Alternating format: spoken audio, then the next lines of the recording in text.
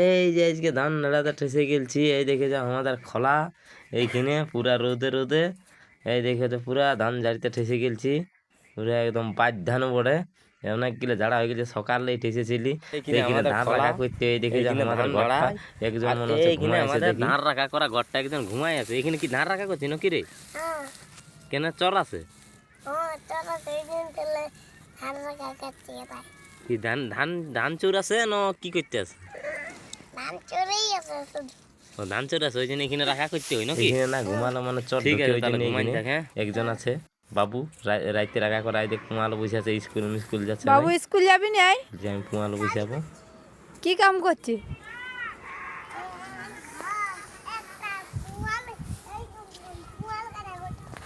School যাবে না, খালি পুমালো বসে আছে।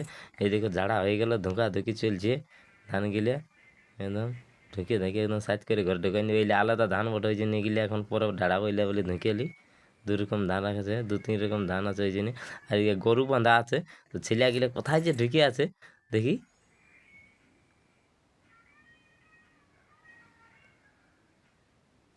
মার কাজ তো ছেলে গিলাই আনসান করে থলিয়ে মলিয়ে ঢুকে আছে গরু খোলার জন্য। দেখো গরুও খুলে দিল, গরু নিয়ে গেল, আর তারপরে আমাদের ব্লকটাও শেষ করে দিলে।